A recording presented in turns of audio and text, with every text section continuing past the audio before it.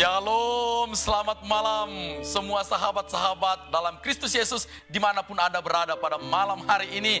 Kami tentunya bangga sekali dan berbahagia bisa hadir di hadapan Bapak dan Ibu dalam program kami Majelis Daerah YPP Batu di Sumatera bagian selatan dan Sekolah Tinggi Teologi Ebenezer, saluran kami Miracle.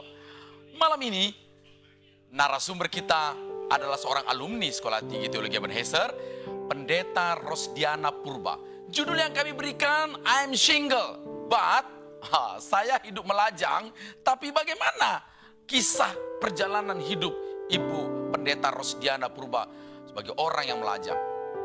Saksikan bincang-bincang kami untuk Anda dan kiranya menjadi inspirasi buat kita semua. Tuhan Yesus memberkati. Shalom, selamat malam. Shalom. Ibu Rosdiana Purba, luar biasa. Terima kasih sudah memberi waktu bagi kami di channel Majelis Daerah YPP Batu di Sumatera bagian selatan dan Sekolah Tinggi Teologi Ebenezer. Tema dalam Miracle hari ini adalah I'm single, wanita lajang. Apa kabar ini Ibu Rosdiana? Baik, puji Tuhan. Baik, puji Tuhan. Terima kasih Ibu ya. Sehat ya Bu ya? Sehat. Ibu sebagai alumni STTE, Ibu ya, bagaimana sih ceritanya Ibu sampai ke Tanjung Enim? Mungkin sekitar tahun 89 ya Bu ya, sampai di Tanjung Enim. Boleh Ibu cerita sedikit untuk kita di channel ini? Baik, saya akan menceritakan bagaimana saya mengalami tuntunan Tuhan yang begitu luar biasa. Saya bertobat tahun 81 ya. Situ Tuhan tolong ketika saya mahasiswa akper di Universitas Dharma Agung. Dan Pak Dede bertobat, semua para perawat harus ikut mengalami Tuhan. Sehingga saya dapat rembesannya. Jadi saya bersyukur untuk itu. Tidak lama saya sudah tamat, saya bekerja sebagai seorang perawat dan juga merawat jompo. Pada waktu itu mungkin selama 2 tahun. Tapi sudah bertobat, YPPI membuka sekolah Alkitab malam di Medan pada waktu itu ya. Sehingga saya pikir saya juga nggak mau jadi Kristen biasa-biasa. Saya harus membekali diri. Sehingga saya sambil bekerja, sambil kuliah. 3 tahun. Sampai D1.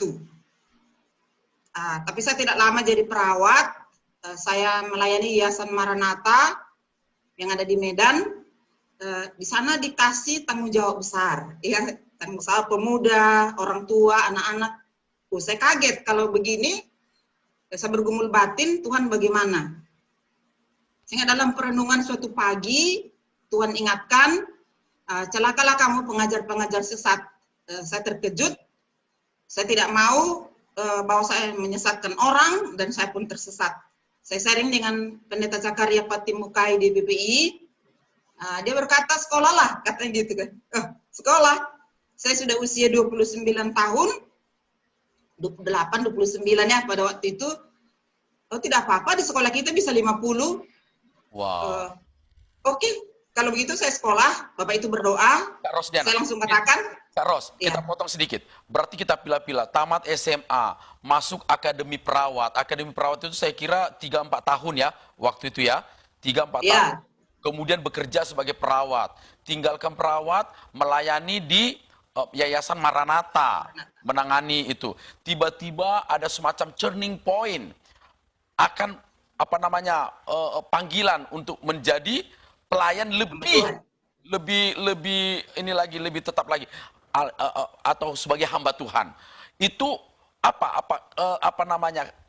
pengalaman pada waktu Ibu katakan tadi membaca firman Tuhan, atau selain itu ada pengalaman yang lebih dahsyat waktu itu, kok berani meninggalkan perawat pada waktu itu, kan benar-benar dibutuhkan Bu?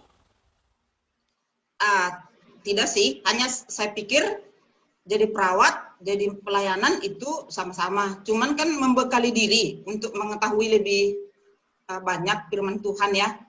Sehingga saya sharing, saya dikuatkan, sehingga saya hanya berkata sama Tuhan, Tuhan, saya tidak mau pikir uang, karena namanya tinggalkan pekerjaan ya. Saya nggak mau pikir uang, Tuhan siapkan sponsor.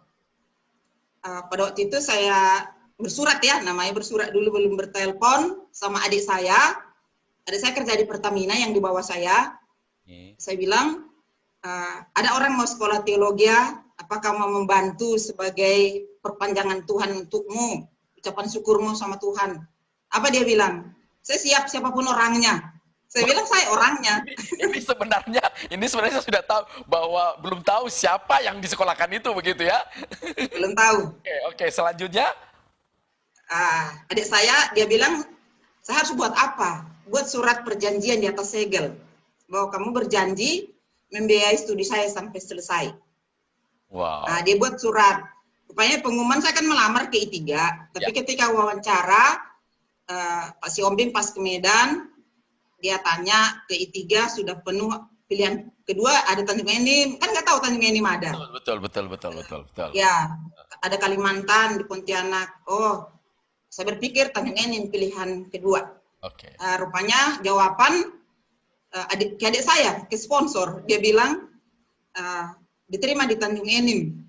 Selamat ya Kak, katanya gitu. Saya ya oke, saya siap, saya berangkat ke Tanjung Enim. Saya sangat bersuka cita, artinya komitmen pada waktu itu. Kalau bagaimanapun kondisi di sana, saya siap masuk pembentukan. Ya. Apa keluarga langsung terima? Kakak atau Ibu Ros itu langsung meninggalkan tugas, meninggalkan kota Medan, tiba-tiba sebagai seorang wanita sudah ada usia, mau sekolah teologi lagi. Itu emang keluarga ngomong fine-fine aja, baik-baik saja? Oh iya, mama saya kan ada surat.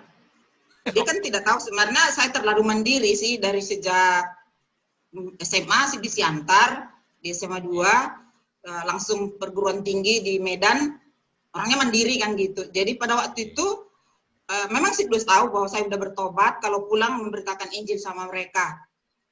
Saya pulang hanya meminta persetujuan tanda tangan. Wow. Bahwa saya mau sekolah teologi. Mama tidak setuju. Yeah. Dia tidak setuju, tidak mau tanda tangan. Sehingga saya bilang sama dia, Mak, Mama tidak bangga. Yang Mama lahirkan dari perut Mama itu dipilih Tuhan. Wow. Bagi Tuhan untuk kemuliaannya dan melayani dia. Apa dia bilang? Diam tidur, katanya gitu. Sehingga saya hanya berdoa, Tuhan, aku tunduk juga kepada orang tua. Pagi-pagi jam 5 biasa bangun, saya masak, dia datang. Mana yang harus saya tanda tangani? Oh ya, malaikat datang. Wow. Jadi dia tanda tangan. Oke, saya masuk dalam pembentukan. Memang dalam pembentukan kan ada surat penggembalaan dari Tanjung Enim. Betul. Kan nama sekolah kita kan seminari. Benar, ya. Dia asal baca surat pasti menangis. Kan surat itu dari sekolah. Ya. Berarti baru saya tidak akan menikah lagi karena sudah di seminari. Karena pemahaman orang pada waktu itu, kalau orang Kristen Protestan, kalau dia ke seminari begitu itu konotasinya adalah susteran begitu ya, Katolik ya. Ya. Oke.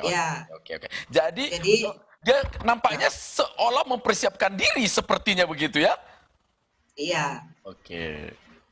Sehingga dia sering menangis. Dia bilang, mungkin aku yang salah. Dia bilang, maafkan aku ya, kalau jodohmu jauh kan gitu ya. Waduh. Saya bilang tidak, Mak.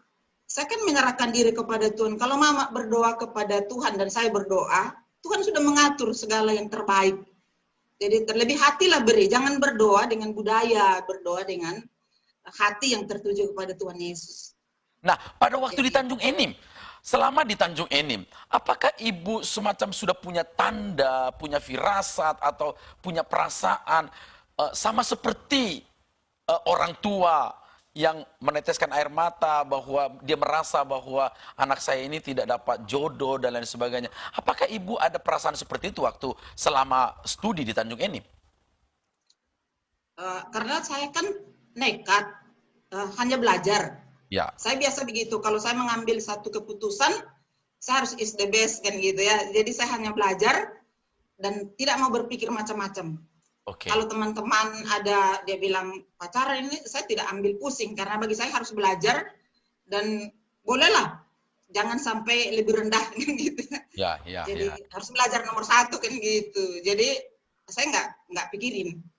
Oke, oke, oke, oke, oke. Jadi Iya. selama di Tanjung Enim itu benar-benar memang nggak pikirin dunia perpacaran, apakah nanti calon saya bagaimana atau bagaimana? Kira-kira gimana sih? Coba Ibu Ros ingat-ingat pada waktu itu gimana peristiwanya?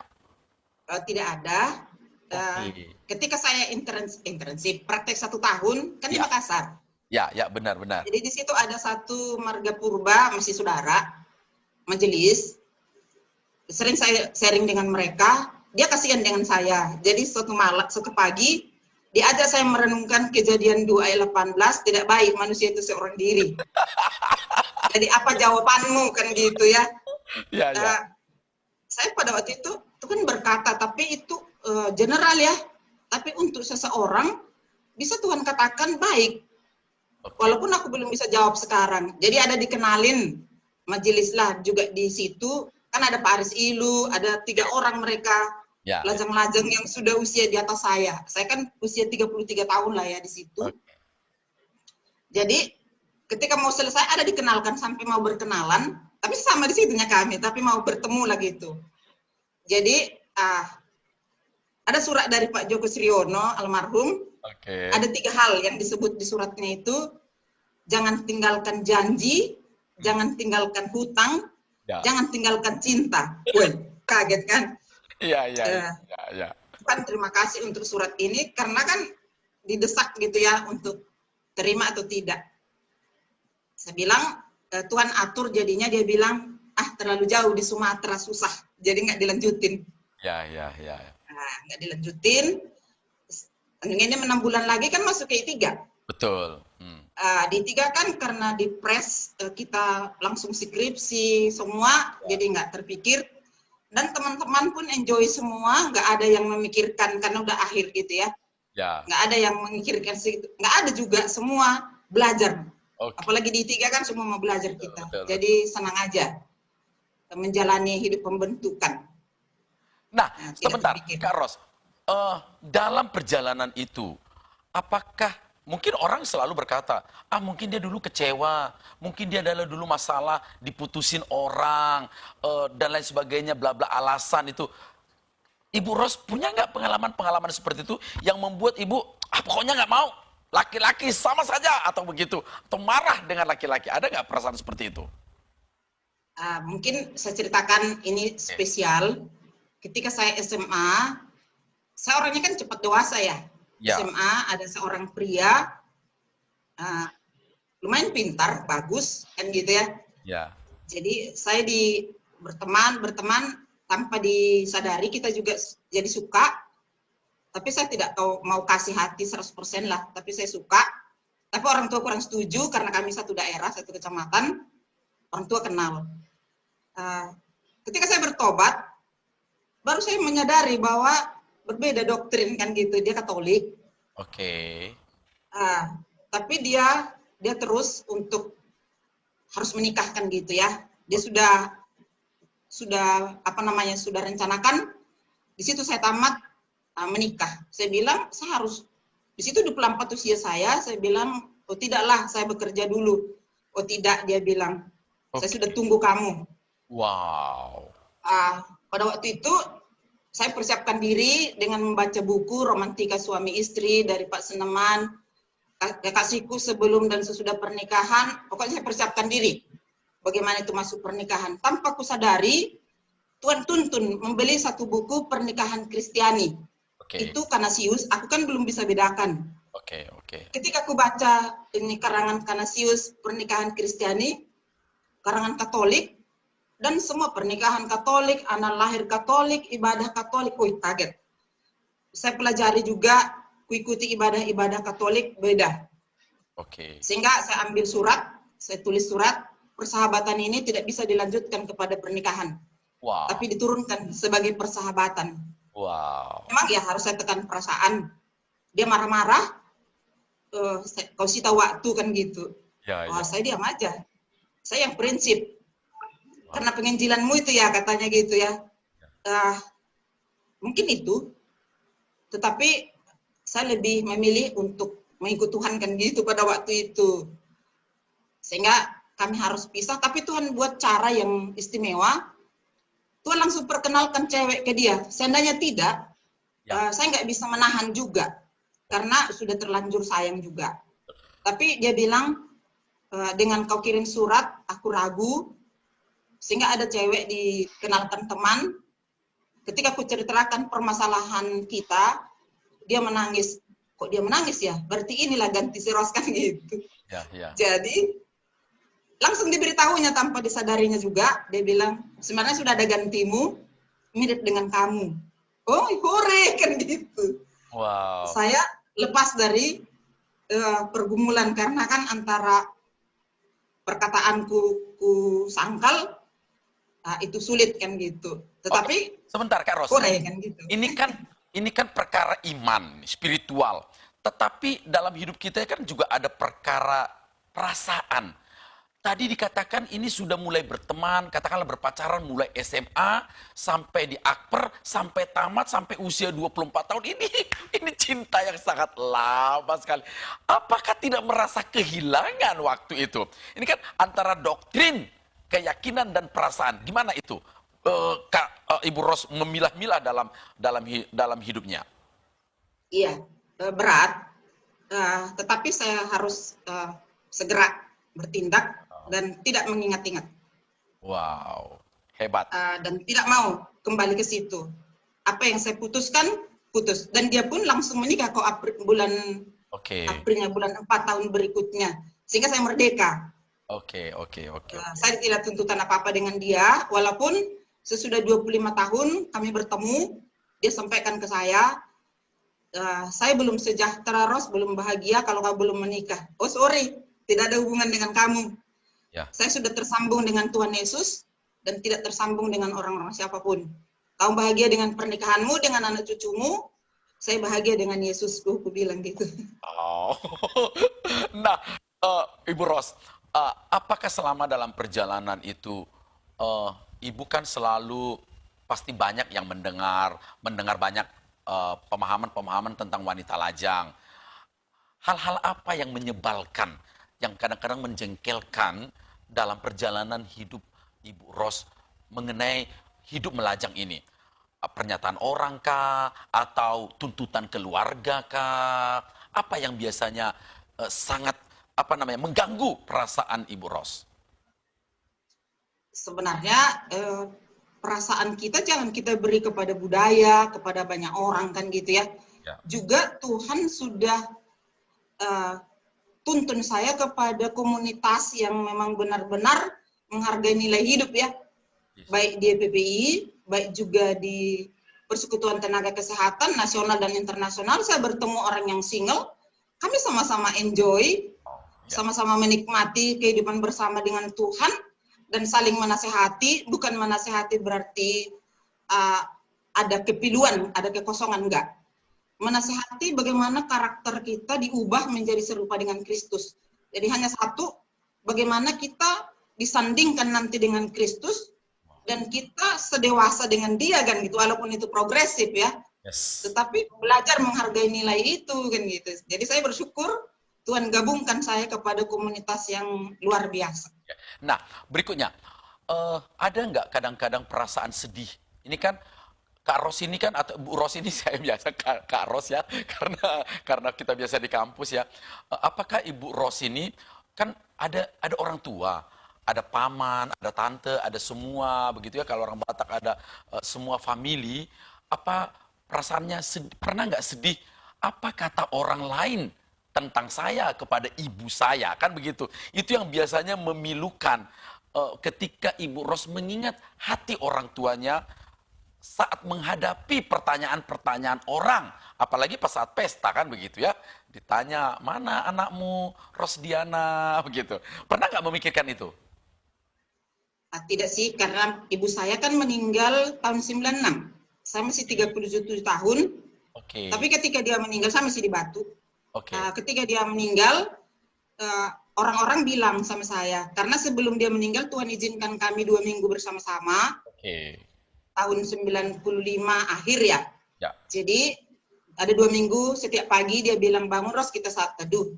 Oh ya, mama saya sudah lebih dewasa di dalam Tuhan, sehingga dia bilang begini, kepada teman sih, saya sudah meninggal. Ros, sesudah mama pulang dari pertemuan kalian di Jakarta, di Bandung selama bersama-sama, dia sudah bilang, si Ros aku sudah siap, sudah rela, sudah bersuka cita, dia lebih melekat dengan Tuhan daripada aku harapkan dia menikah. Memang dia ada pesan sama adik-adik saya, dia bilang, si Ros tidak menikah, kalian jaga dia ya. Kami nggak tahu itu pesan terakhir.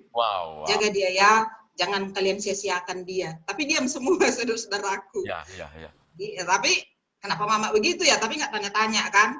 Ya. Tetapi rupanya tanggal 4 Januari 96 kami berpisah. Saya sebenarnya merencanakan kan saya akan ke Medan, tinggal bersama supaya hari tuanya bisa bahagia kan gitu. Tetapi Tuhan ambil dia Januari tanggal 20. Oke.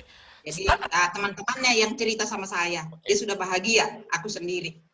Nah, saat di hari kematiannya, ada nggak sih merenung, Tuhan, kalau seandainya saya menikah, sempat dia lihat saya menikah, membahagiakan dia, bla bla bla, seperti itu. Pernah muncul begitu dalam pikiran Bu Ros?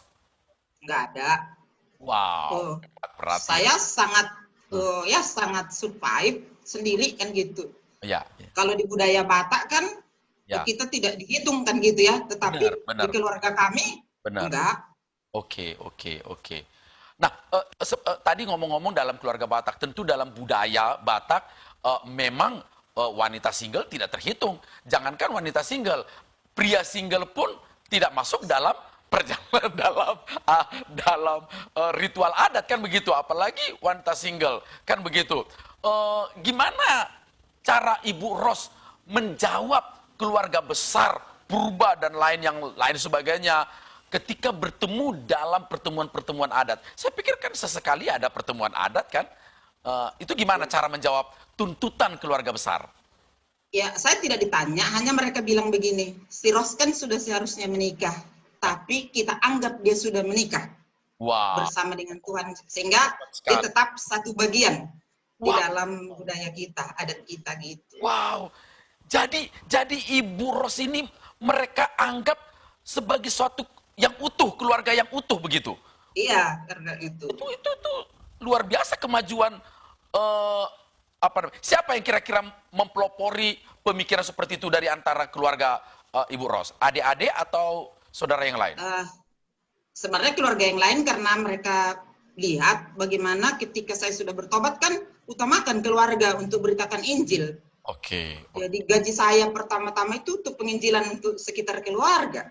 Wow. Dan mereka tidak pernah melihat saya sedih, malah saya berbagi, saya senang berkunjung dengan mereka semua. Dari pihak bapak, dari pihak mama. Jadi mereka dari bilang orang berkeluarga aja nggak memperhatikan seperti ini, dia bebas memperhatikan kita. Jadi mereka nggak bisa menuntut, memberi label kepada saya kurang kan gitu. Oke. Itu yang membuat, yang aku lihat ya, memang kita yang single harus berbuat sesuatu yang tidak bisa dibuat orang. Sehingga kita dihargai dengan porsi kita kan gitu. Terima kasih. Nah, dalam setiap pembahasan, ini di kampus, di mana saja, selalu ada tema. Kalau kita belajar etika lah, pelajaran apalah, selalu ada topik-topik yang menyinggung wanita lajang. Pada waktu pembahasan seperti itu, apa yang Ibu Ros sampaikan atau tanggapan Ibu Ros itu apa tentang wanita lajang? Di antara ada banyak orang yang selalu kadang-kadang negatif, kadang-kadang ya tidak menyenangkan pandangannya. Gimana pandangan Ibu Ros menghadapi seperti itu? Ya sebenarnya seperti kalau di Batu kan kita ada KTN itu tentang wanita single ya. Ya. Saya pasti digrupkan ke sana. Dan saya tidak pernah terusik karena kan setiap orang bernilai di hadapan Tuhan bukan karena menikah atau tidak menikah ya. Jadi saya tidak terganggu dengan paparan yang ada. Apalagi sesudah sekarang ini 10 tahun terakhir ini saya ikut dengan holiness seksual dengan Dr. Andik. Bagaimana Tuhan membentengi seks baik orang single dari mulai dia mengerti sampai dia dewasa sampai tua. Saya sangat tertolong sehingga nggak terganggu kan gitu ya. Karena tadi saya mendapat seminar-seminar, pelatihan-pelatihan yang sangat berkualitas. Wow, keren. Mau bayar tenaga, waktu kita siap. Jadi saya temukan nilai-nilai yang berbobot. Oke. Jadi bukan kata orang kan gitu. Nah, Kata Tuhan. sedikit kita kembali ke bangku kuliah di Tanjung Enim, di Batu, begitu ya. Baik Ibu Ros kan juga sudah pasca sarjana. Ketika membahas tema-tema tentang wanita lajang dan kemudian ada orang yang berpikiran negatif, bagaimana cara menjawab apa namanya pemahaman-pemahaman yang negatif terhadap wanita lajang? Nggak tahu sih kalau jalan pikiran orang kan nggak tahu kita. Tapi nggak tahu ya, makanya pikiran orang nggak tahu. Cuman kalau saya ditanya, saya tetap tadi tempatkan dirimu di tempat di mana Tuhan kehendaki, pasti kamu nggak kurang gitu. Kita tetap prima kan gitu. Enggak, kan Jadi dalam diskusi kan kadang-kadang misalnya, itu wanita lajang itu karena dia kecewa, karena dia nggak laku, begitu ya. Oh, kadang-kadang kasar, kadang-kadang lembut ucapannya, tapi juga menyakitkan misalnya. Itu karena dalam tanda kutip dosa macam-macam. Itu gimana cara dalam diskusi seperti itu menjawabnya? karena tidak pernah, jadi tidak tahu. Oh gitu ya. Cuman saya dihargai aja gitu loh, teman-teman. Hanya pernah sekali ketika di Batu, bukan formal ya. Ya. Ketika saya mau datang ke rumah seseorang yang single di sana, saya tanya yang berkeluarga. Oke. Pak, di mana si Anu ini, ibu ini? Saya bilang gitu. Jawab yang berkeluarga ini. Inilah orang single ini. Keluar masuk nggak tahu kita kapan, kita kemana dia hinggap, katanya. Rendah kali rupanya dipandang orang ini ya, gitu aja. Ya. Tapi ampunilah dia Tuhan karena dia tidak tahu, gitu aja. Oh gitu. Nah itu, yang gitu-gitu loh maksudnya. Slogan-slogan, kalimat-kalimat, tapi sedikit merendahkan itu yang saya maksud tuh gimana kadang-kadang ibu menanggapinya begitu. Ya, mungkin seperti ini. Kan mungkin aku jalan ya. Seperti di Medan ini kan ada banyak gembala dan istri gembala. Mereka kan masih muda-muda. Di bawahku lah jauh. Ketika kita berjalan kan, jemaat itu mau kadang-kadang begini. Selamat pagi, salam Ibu Pendeta gitu. Terakhir Kak Ros ada di sini kan gitu. Jadi saya sampai sekarang kan dipanggil kakak. Kalau mereka berusia 30 tahun, ibu. Saya dipanggil kakak. Jadi hanya saya bilang, kecil lah orang ini ya, menganggap kita sepi. Kalau saya sih nggak pernah terusik kan gitu. Cuman itu kurasa. Oke. Pasti Pak Pendetanya, Ibu Pendetanya duluan. Baru terakhir, Kak Ros ada kan gitu. Kadang-kadang pernah punya pengalaman nggak Ibu Ros dianggap sepi seperti tadi, disingkirkan, dianggap kurang berperan dan lain sebagainya, baik dalam kultur maupun dalam pelayanan. Pernah nggak mengalami seperti itu? Kalau dalam pelayanan dikasih beban berat karena sendiri bebas. Okay. Ini kadang-kadang justru kalau dalam keluarga ya, yang kadang-kadang atau dalam masyarakat yang kadang-kadang dia begitu ya? Iya, karena saya juga kan tadi saya ambil komunitas yang memang berbobot di keluarga, di masyarakat di mana saya ada, dan kelompok-kelompok pun saya pilih. Sehingga nggak semua orang sembarang saya masuki. Oke. Grup yang bersama-sama membangun pun hanya yang membangun aja saya hidupi. Saya nggak mau dengan orang-orang sembarang. Oke, memilih komunitas begitu ya, memilih komunitas. Wah, luar biasa. Ini saya pikir satu inspirasi, karena saya pikir tidak semua komunitas juga bisa membangun keadaan seperti ini. Nah, Bu Ros, dalam perjalanan hidup ibu, kira-kira sebagai wanita single, hal apa yang paling menjadi beban, masalah yang pernah ibu jalani? Pada waktu itu begini, saya kan tinggal di rumah orang, Mas ya, dititip gitu loh. Biasalah di PPI dititip kita di rumah orang. Saya terpikir, Tuhan, haruskah aku dititip-titip di rumah orang karena sendiri? Dalam satu perenungan saya membaca firman Tuhan dari Mazmur 84. Dia bilang bahwa seekor burung mendapat sebuah rumah. Burung mendapat rumahku, tulis namaku. Terus Diana mendapat sebuah rumah. Aku berdoa untuk itu, ada uang saya 50 juta, Tuhan ini dapat rumah. Kan gitu. Sehingga saya sharing dengan teman dan sharing dengan adik saya, rupanya dia bilang, kita jual aja lah tanah yang di kampung itu, supaya rumah kakak lebih di kota. Jadi pada waktu itu, rupanya kami sudah bagi, sudah ada sertifikat. Kami langsung bagi 3 gitu, 3 orang kami, saya di tengah, kiri kanan adik saya. Iya, udah adanya sertifikatnya. Nah, rupanya tidak bisa dijual karena pecah-pecah gitu ya, diajari BPN, gabung aja 2 Kak, baru 1 single, baru dipecah dia bilang. Nah, itulah ada rumah ini 1 tahun digenapi Tuhan. Wow. Jadi memang itu yang berat pada waktu itu. Bagaimana saya sendiri di rumah orang. Oke. Jadi saya berdoa, Tuhan jawab di Mazmur 84 pada waktu itu. Seekor burung mendapat sebuah rumah. Saya tulis nama saya di situ. Wow. Nah, dan Tuhan beri rumah ini melalui uang yang ada dan juga penjualan dari tanah warisan saya. Saya juga bersyukur bahwa mama saya sudah dipakai Tuhan sebelumnya untuk saya mendapat rumah, walaupun dia tidak tahu lagi. Jadi adik-adik saya care memberi, sehingga saya dapat rumah lumayan bagus di Semalingkar, bisa datang, sampai saya bisa bersama-sama ya. Terus, ada nggak pengalaman rohani yang sangat amat kuat untuk memastikan dalam diri ibu, I'm single, but I'm happy misalnya. Saya berjalan bersama dengan Tuhan. Kepastian bahwa Tuhan menetapkan saya atau ini kehendak Tuhan, ada nggak pengalaman atau peristiwa memastikan keadaan itu? Oh iya. Sesudah saya di pelayanan di Medan kan, ya ada dikenalin kan gitu. Ada sampai 4 lah pria, 2 orang sekuler, single. Ini setelah tamat, setelah jadi sudah sarjana teologi ya? Iya. Oke, ya, lanjutkan. Saya sudah pelayanan. Oke. Jadi usia sudah 42 kan gitu ya. Oke, benar ya. Nah, sesudah 6 tahun di Medan. Nah, tapi saya lihat ketika saya bangun hubungan, saya ditarik ke dunia kan gitu. Oh ya, ini nggak bagus, nggak boleh dilanjutkan. Sehingga saya langsung bersurat ke dia, nggak usah dilanjutkan pertemanan, nggak usah diarahkan lah dilanjutkan, berhenti di sini.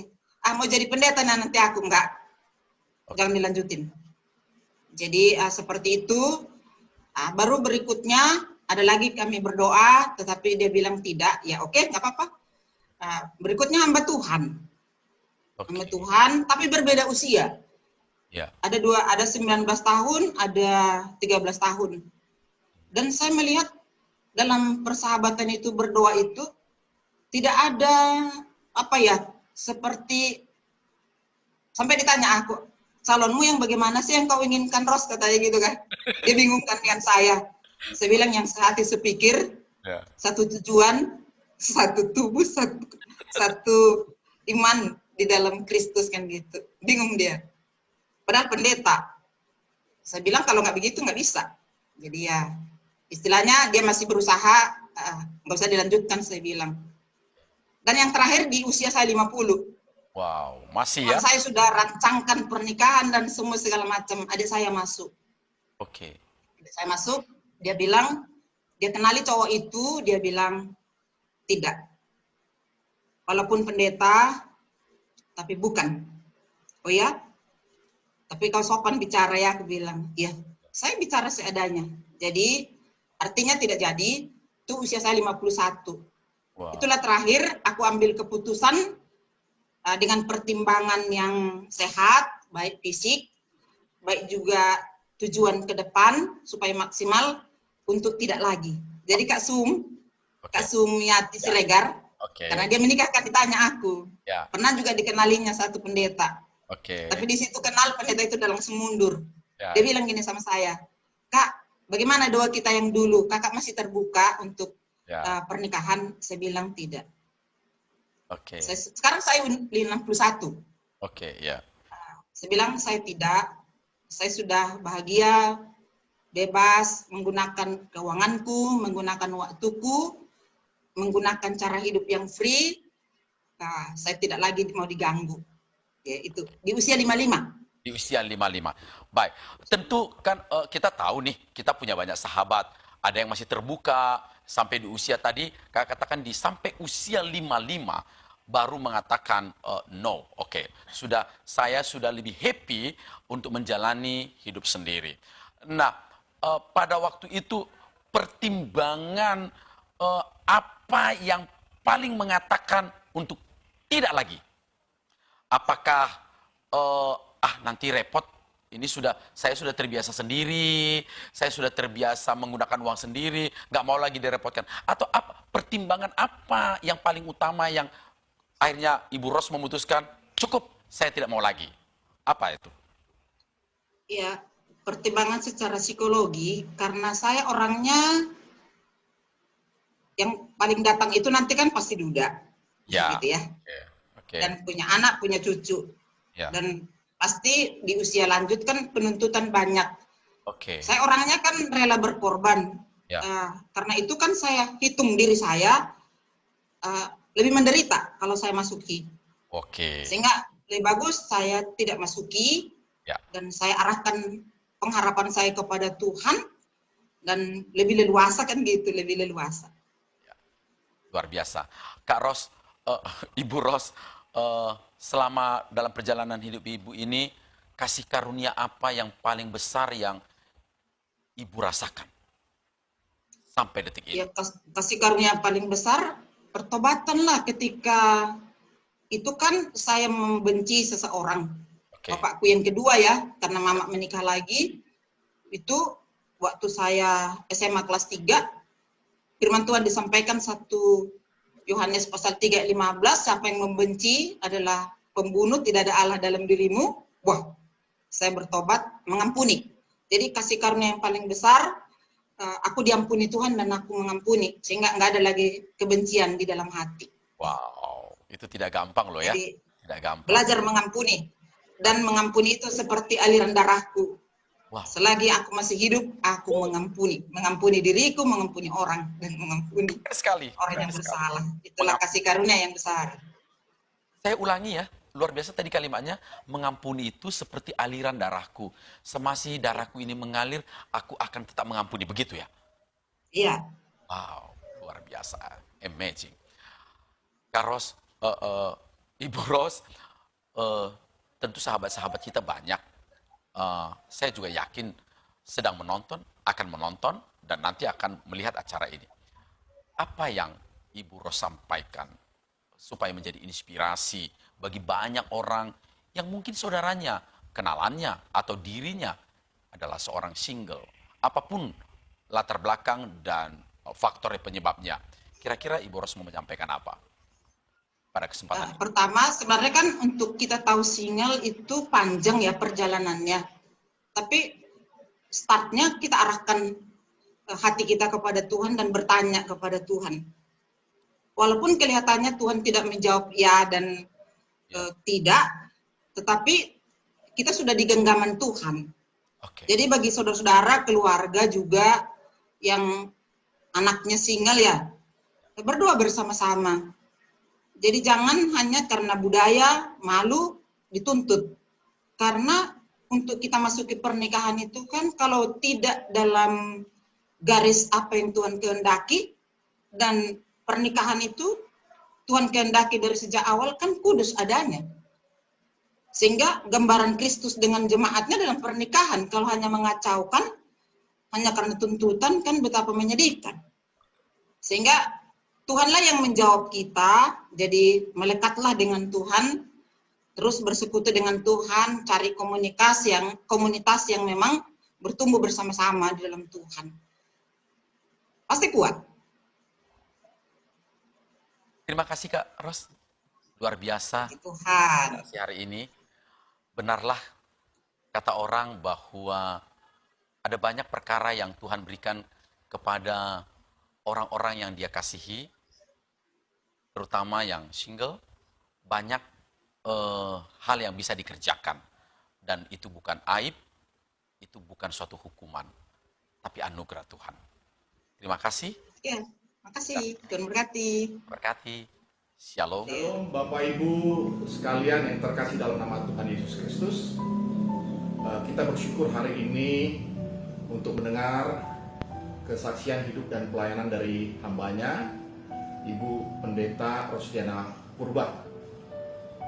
Secara pribadi saya mengenal Ibu Pendeta Rosdiana Purba ini yang saya anggap sebagai kakak rohani itu sejak tahun 1996, di mana kami bersama-sama melayani di Majelis Perwakilan YPP Batu yang ada di Medan. Dan tepatnya di tahun 1998, ya, Kak Rosdiana ini yang beri tanggung jawab dari YP Pusat untuk menjadi hamba Tuhan yang melayani full time di MPW YPP Medan. Dalam kebersamaan ini tentu ada banyak hal ya yang kami telah alami selama kurun waktu lebih kurang beberapa tahun kemudian, di mana Kak Rosdiana Purba mengakhiri pelayanannya itu tahun 2013 ya, setelah itu melanjutkan pelayanan di ACF. Mengenai kepribadian dari Kak Rosdiana Purba ini, ada banyak pelajaran yang bisa didapat ketika melayani bersama-sama dengan hambanya.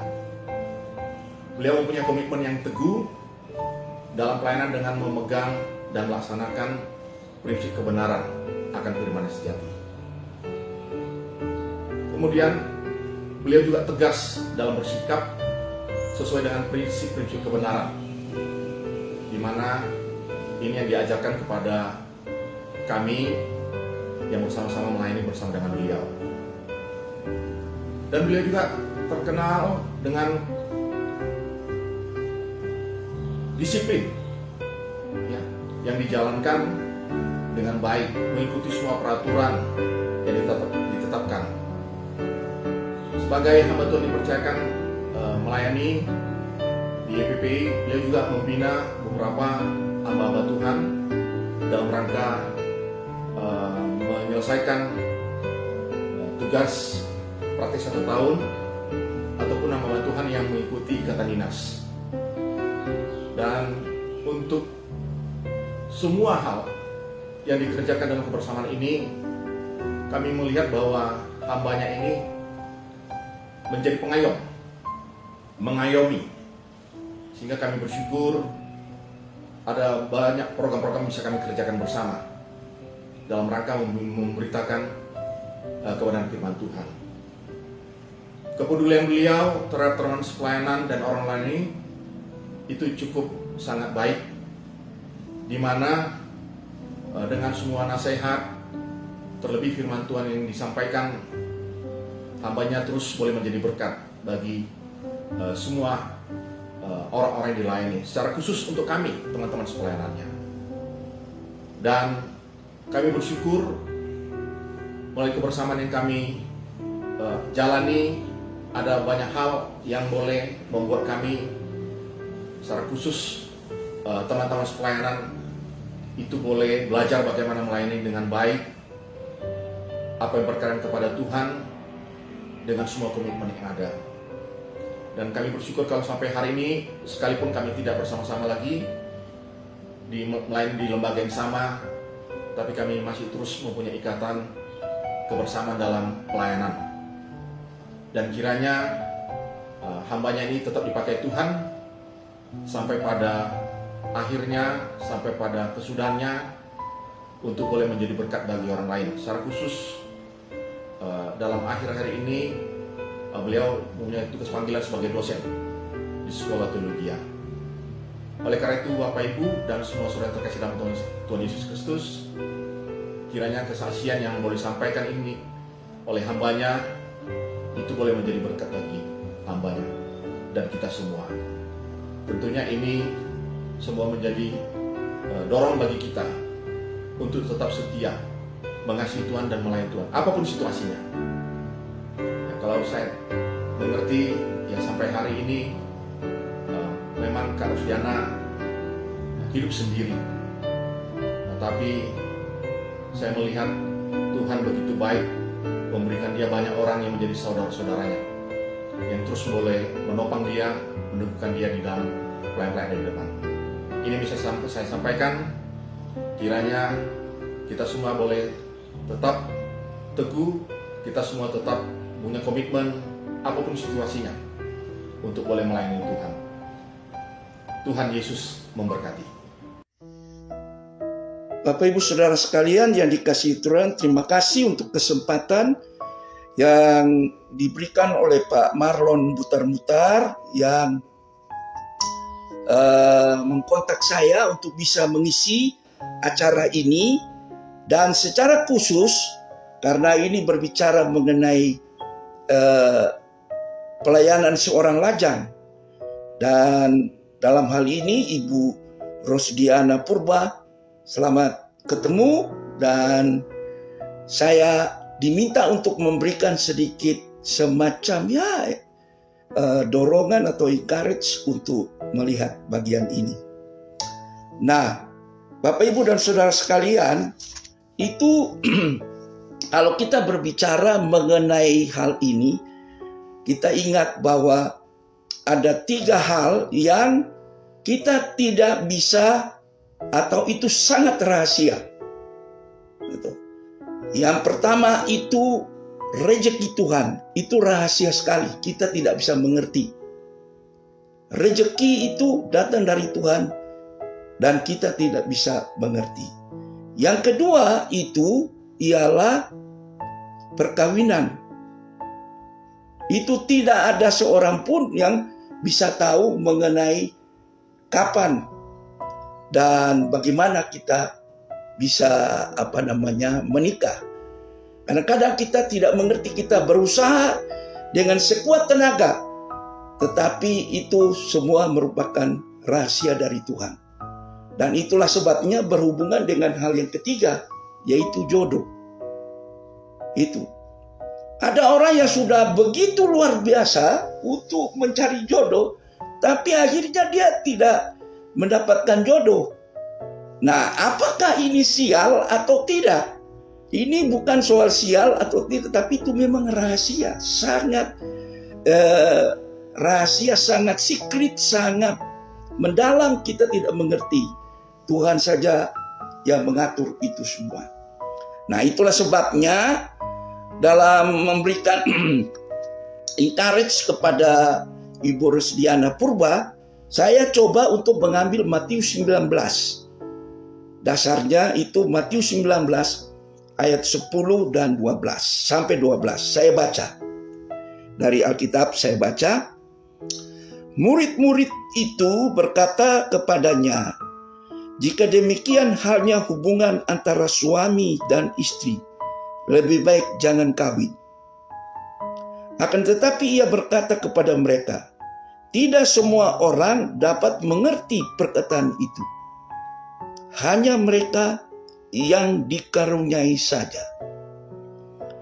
Ada orang yang tidak dapat kawin karena ia memang lahir demikian dari rahim ibunya.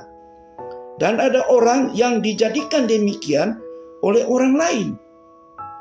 Nah, dan ada orang yang membuat dirinya demikian karena kemauannya sendiri, oleh karena kerajaan Allah.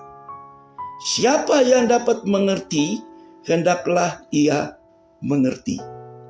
Nah, mungkin paling sedikit itu saya catat dalam ayat ini, ada beberapa poin yang saya ingin angkat. Yang pertama itu dikatakan dalam ayat yang ke-10 bahwa jika demikian halnya hubungan antara suami dan istri, lebih baik jangan kawin. Ayat 11, akan tetapi ia berkata, Tuhan Yesus berkata kepada mereka, "Tidak semua orang dapat mengerti perkataan ini. Hanya mereka yang dikaruniai saja." Itu poin pertama. Makanya tadi saya bilang bahwa perkawinan itu sebuah rahasia yang kadang-kadang kita nggak mengerti. Mengapa saya mesti dapat Ibu Yeni? Itu suatu menurut Alkitab ini hanya karena kasih karunia. Nah, itu poin pertama. Poin kedua itu bagian terakhir daripada ayat 12 itu. Ada orang yang membuat dirinya demikian, artinya tidak kawin, tidak mengambil bagian dalam keluarga, karena kemauannya sendiri oleh karena kerajaan Allah. Saya rasa Ibu Rosdiana Purba itu masuk dalam golongan kedua ini. Itu kita mengambil keputusan untuk menjadikan diri kita sebagai hamba-hamba Tuhan yang mengambil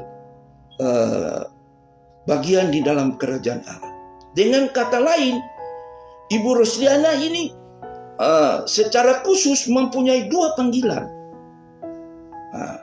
Panggilan umum dan panggilan khusus. Panggilan umum itu berlaku untuk semua orang Kristen. Ya, Anda mesti lahir baru, Anda mesti bertobat, Anda mesti melayani pekerjaan Tuhan, itu panggilan umum. Tapi ada orang-orang yang memang Tuhan panggil khusus. Yang menarik, walaupun Tuhan panggil khusus, dikatakan di sini bahwa dan ada orang membuat dirinya demikian. Jadi sebuah keputusan untuk meng-create dirinya itu sendiri untuk pekerjaan Tuhan. Dan saudara, itu hal yang luar biasa. Kita sebagai orang Kristen harus menghargai hal-hal seperti ini, di mana mereka begitu mendedikasikan hidupnya sampai masa atau kehidupan berumah tangganya dia korbankan. Dan ini sesuatu yang menurut saya ini hal yang sangat penting. Itulah sebabnya sebagai orang yang melayani pekerjaan Tuhan, kita tidak merasa ini untung dan rugi. Bukan konsep untung dan rugi yang kita harus masukkan di sini. Tapi konsepnya di sini ialah bahwa selalu untung apabila kita menyerahkan hidup kepada Tuhan. Memang itu tidak gampang, karena Anda akan menghadapi problem-problem yang sifatnya kebudayaan, sosial. Bahkan mungkin di antara orang Kristen sendiri atau orang-orang Indonesia, tidak kawin itu sesuatu yang aib.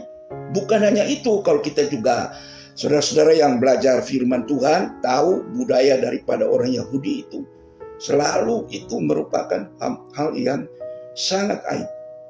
Tapi kita bersyukur Tuhan Yesus pada masa dia hidupnya, dia sudah berkata, nanti ada orang yang dengan sengaja menyerahkan dirinya sampai mengkorbankan masa lajangnya atau masa berumah tangganya untuk kerajaan Allah.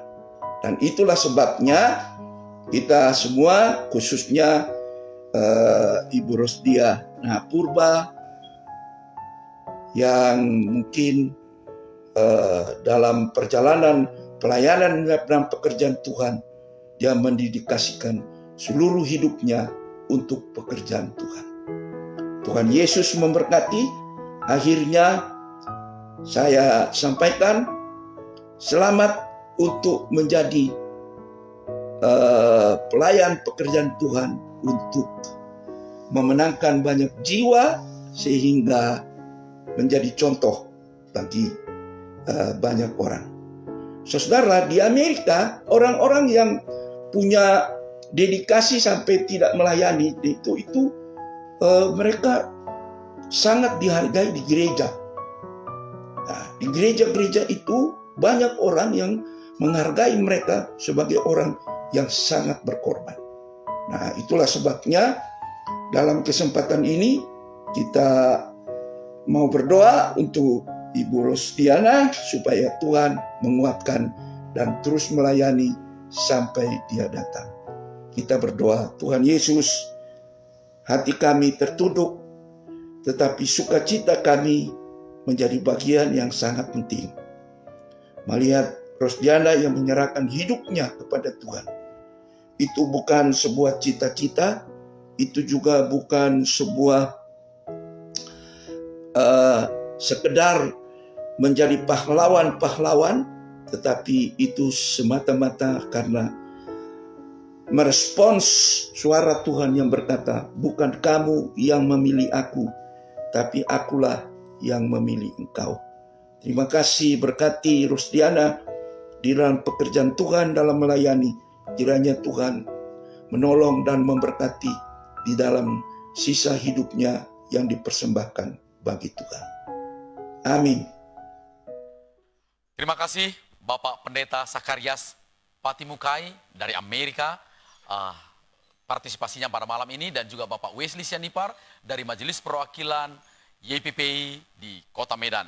Dan tentunya kepada Ibu Rosdiana Purba, terima kasih sudah menjadi narasumber, dan saya yakin semua kesaksian ini menjadi inspirasi bagi banyak orang hari ini, esok, dan terus. Dan kami sampaikan bahwa 1 jam setelah ini, semua kesaksian ini akan kami upload di YouTube, di channel kami, YPP Batu STTE. Terima kasih atas kebersamaan kita. Sampai jumpa pada Senin mendatang di acara Miracle, dan ada anak Tuhan yang juga akan menyaksikan cinta kasih setia Tuhan dalam kehidupannya.